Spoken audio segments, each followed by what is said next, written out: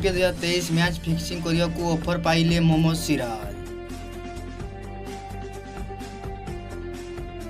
पुणी थरे Indian premiere league रे ऊपर उठी मैच फिक्सिंग रो कड़ा नजर।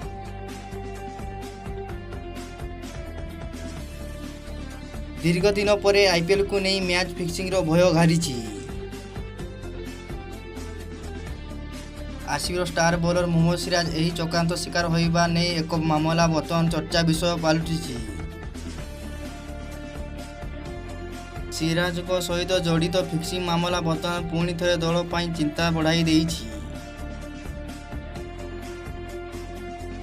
सूचना अनुसार बांग्लोर पेस बॉलर मोहम्मद सिराज को जड़े ड्राइवर को फोन रे जोगई मैच फिक्सिंग ऑफर देइछि। आरसीबी आभ्यंतरणीय गुप्त सूचना देवा बदले मोटा अंकर टंका देवाकू कहिथिले एही व्यक्ति। तेबे सिराज एही लोभ बशत न होई निज निष्ठार एवं स्वच्छता देखाइछंती।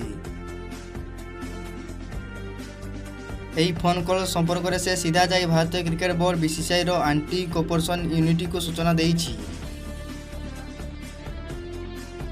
आईपीएल को नहीं जुआ खेल में मोटा अंक टंका हराइबा परे संपृक्त ड्राइवर सिराज को मैच फिक्सिंग ऑफर आपणाइछि। किंतु सिराज यहां पंठ करिसंती। बीसीसीआई रो आचार सहित नियम अनुसार सिराज बीसीसीआई को यह घटना संपृक्त विस्तृत भाव में कहिसंती।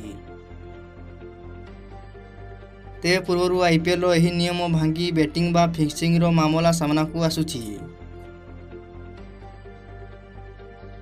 तेबे एथिपाई बीसीसीआई एक नियम प्रणयन करिछि। खेलाड़ी भ्रष्टाचार नहीं आचार सहित रखिछि भारतीय क्रिकेट बोर्ड।